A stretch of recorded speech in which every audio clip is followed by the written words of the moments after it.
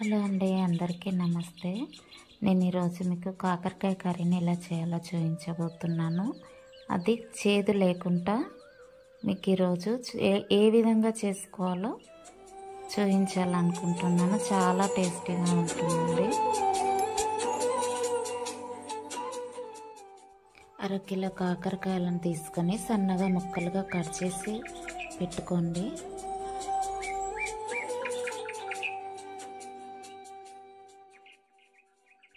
ఒక స్పూన్ ఉప్పు, ఒక పెద్ద సైజు నిమ్మ రసాన్ని కట్ చేసుకొని పిండి మూత పెట్టి 10 నిమిషాల పాటు పక్కన ఉంచండి.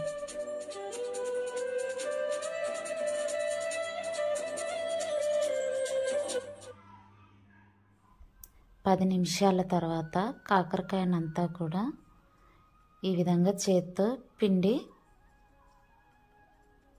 పక్కన పెట్టాలి. చివరిగా నీరు వస్తుంది. ఆ నీటిని మళ్ళీ కర్రీలో వేయకూడదండి.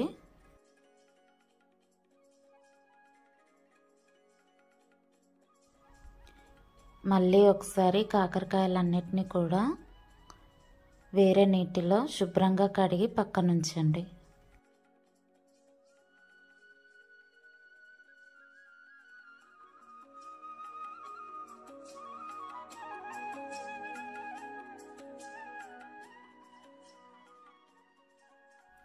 ఒక గిన్నెలో 1.5 స్పూన్ నూనె వేసి, నూనె వేడెక్కగానే సన్నగా కట్ చేసి పెట్టుకున్న ఉల్లిపాయ ముక్కల్ని వేయండి.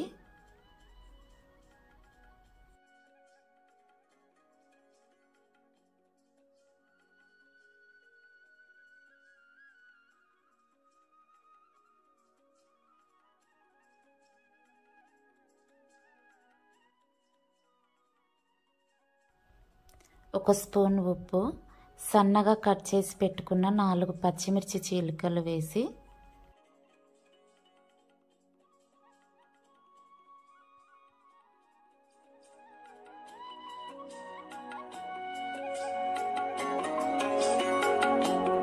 హాఫ్ టీ స్పూన్ పసుపు, 1 స్పూన్ అల్లం వెల్లుల్లి పేస్ట్,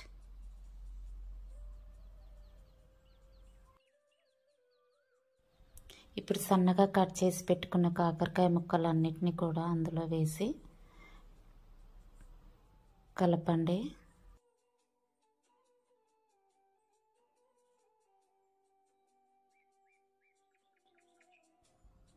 ఒక స్పూన్ ధనియాల పొడి వేయాలి.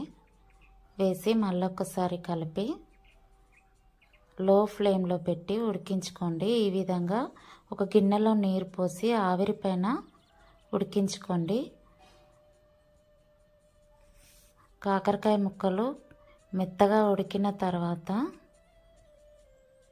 సన్నగా కట్ చేసి పెట్టుకున్న 4 టమాటా ముక్కల్ని నేను అందులో వేస్తున్నాను. వేసి 1 స్పూన్ కారపొడిని వేసుకోండి. కారం ఎక్కువగా ఇష్టపడే వాళ్ళు కొంచెం ఎక్కువగా వేసుకోవచ్చు. ఒక చిటికెడు గరం మసాలా పొడి వేసి మళ్ళొకసారి నేను అదే గిన్నెలో నీటిని పోసి ఆవిరిపైన మాత్రమే లో ఫ్లేమ్లో ఉడికించుకోవాలి.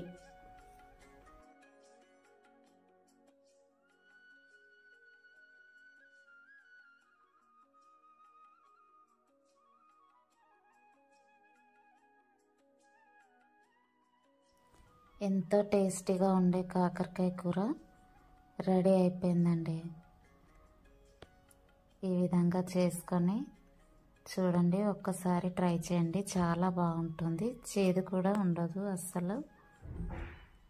చాలా టేస్టీగా ఉంటుంది.